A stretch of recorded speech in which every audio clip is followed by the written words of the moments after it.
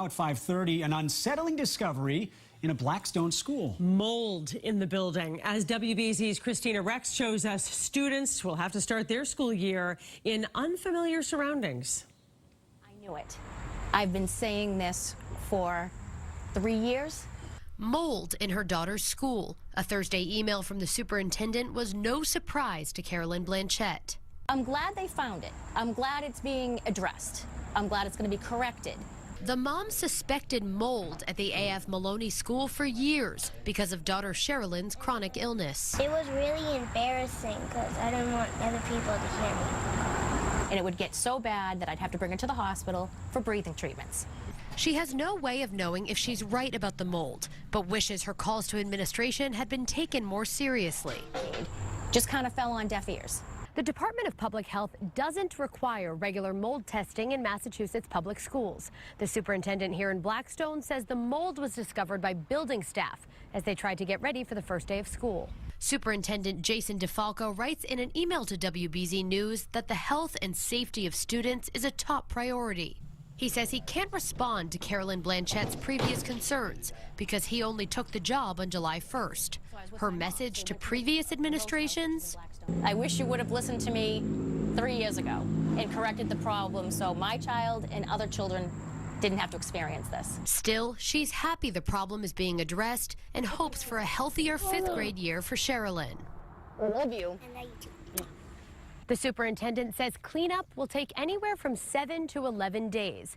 In the meantime, displaced students will be shuttled to nearby schools with available space. In Blackstone, Christina Rex, WBZ News. This Pinellas County school is under fire by parents and teachers because they say mold is a big problem at that school. So bad that some are pulling their children out and sending them to class elsewhere. 8 on Your Side was first to break this story last month, and since then, after an air quality inspection and several heated meetings, the school's founder still insists that the kids are safe. Paul Mueller now joins us live from the Largo campus. And Paul, first there wasn't mold, then there was mold. Now it seems we're back to square one. What's going on?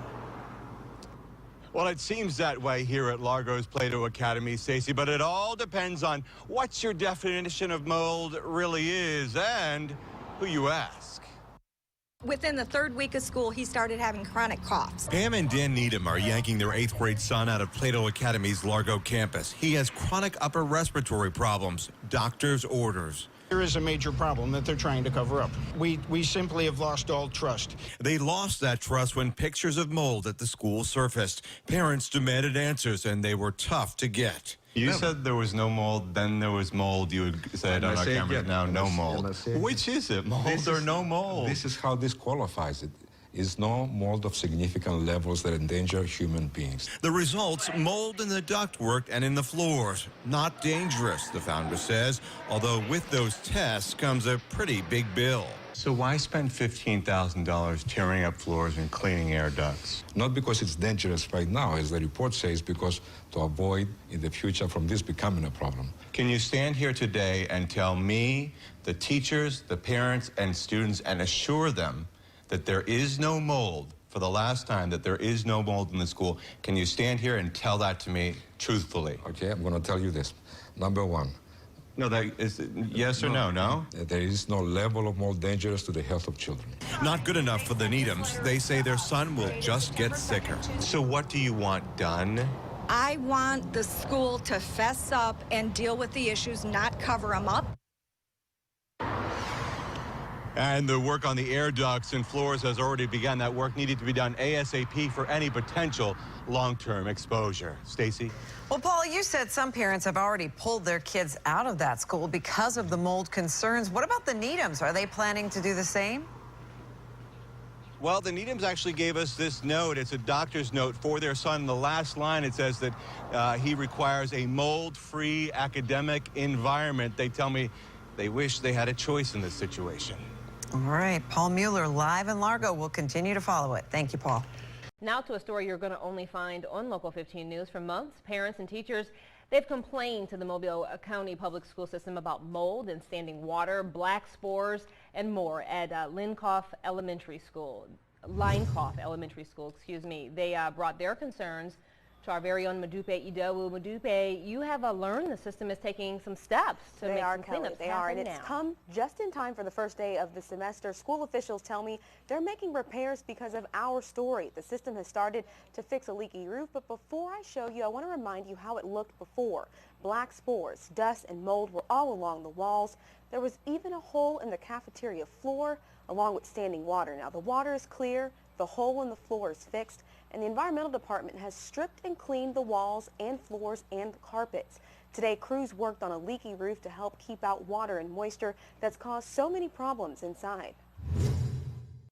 All of this summer, you know, we came out a large due to your inquiry because we had some issues inside this building. So we came out this summer, met with the staff, administration, put a good plan together to come out and address these issues. Now, Sheffield says there's still a lot of work that needs to be done, but the system is starting with the major issues first and will continue to work throughout the year. For now, live in the newsroom, I'm Modupe Idowu, Local 15 News. Good evening, I'm Brooke Taylor. Thanks so much for joining us tonight at 11. It was the first day of school today for many, but not some students over at the Canton Area School District. A mold problem, it caused the elementary school to shut down. Now our 18 News reporter Janae Parrott was at the school board meeting earlier tonight. She now joins us live in the studio with an update. Janae, what can you tell us about all of this? Well, Brooke, tonight the school board was updated on what's going on. After weeks of heavy rains and flooding in Bradford County, it's being blamed for the mold problem they currently have going on. Testing at Canton Area School District found elevated levels of mold in the elementary school. A second test was completed earlier today. Now they're waiting for the results to be analyzed, which could take anywhere between 2 to 3 days. The superintendent of schools says it's not black mold, but they're still taking precautionary measures. Superintendent Eric Briggs issued a public statement saying the results of the testing concluded that the air quality in the high school rooms was within the acceptable air quality ranges. Over at the elementary schools, some of the rooms had above average reading in air quality. The results also showed they could continue with school as long as the areas were isolated from the population. It's also important to tell you that the high school was cleaned and there is no mold in that building. Now, when will school reopen? Well, that's contingent on the test results that will hopefully be released on Friday. Now, the district is hoping to receive funding from FEMA to aid in the cleanup process. The school board will meet again September 14th. But for now, live in the studio, Janae Parrott, 18 News. Emergency maintenance is underway at 2 Dare County schools after administrators found mold inside. And now it's a race against time to get all that mold out of First Flight Elementary and middle schools before students go back in just 11 days. Emily Harrison tells us about the cleanup efforts in Kill Devil Hills. Dare County school officials had to call an emergency school board meeting after school custodians found the mold inside the schools. A mold mitigation company is already here trying to take care of the problem as their crews are the only ones allowed inside and out. Dare County School Superintendent Stephen Bassnight sent this letter to families alerting them about the cleanup efforts after school staffers found mold on computer cases, furniture, carpets, and tables. It was sporadic throughout the building. It wasn't everywhere. Bassnight says the problem started after the boilers stopped working in First Flight Elementary and middle schools. Custodians need new parts to fix them, and in the meantime, mold has spread despite their best efforts. We came in and we tried to clean it. That was last Thursday. We were really wiping everything down. Friday, Saturday, Sunday, we saw some more come back. On Monday, we were just repeating the same process over and over again. It's why the district has hired builder services to get rid of the problem before teachers and students arrive. Already, teachers are set up across the street at First Flight High School while crews work inside the middle and elementary schools. Bassnight says if the mold is still there as the new school years gets closer, administrators will come up with an alternative plan. We're not taking it lightly because we don't want to look back and say what if or we made a mistake. That's why we're trying to be as transparent as we are, and that's why we've called out the cavalry to get it taken care of. In Kill Devil Hills, I'm Emily Harrison, 13 News Now. And the first day of school in Dare County is August 28th. Students and teachers will be back in the classroom before you know it. But before that happens, one Kanawha County school is working to make sure mold is actually removed from it.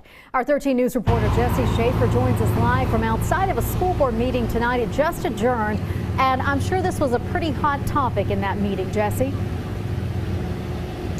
It was, yes, it was the first thing that we talked about for sure. This is not a new issue, Jennifer, for Capitol High School. Today, school officials announcing mold was found in 25 rooms and a remediation team working around the clock to fix the problem. School officials say the HVAC system and humidity could be to blame. Last year, Capitol was closed for a week after mold was found in 60 rooms out of a total of 188. The remediation team working tirelessly, according to school officials. Now, as far as possible effects, crews say it would vary from person to person.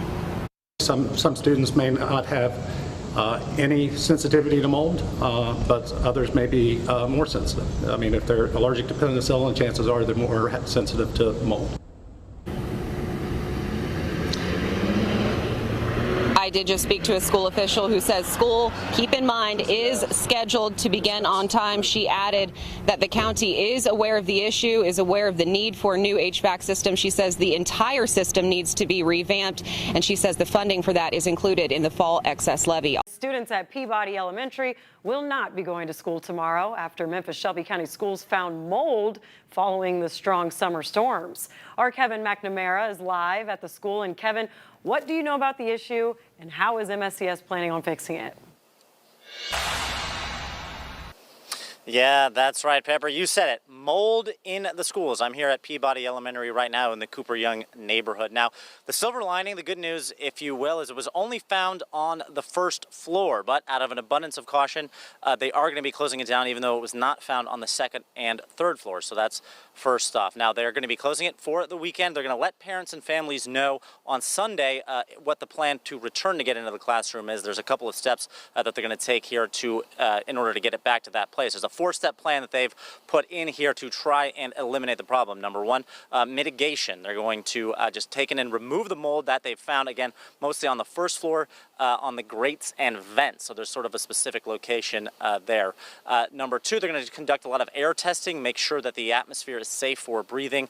There's nothing sort of around for students and teachers to breathe in and can potentially be hazardous. Number three, you might expect a deep cleaning. They're going to really get in there, try and scrub it away so there's no chance of a resurgence and make sure that this isn't a recurring problem.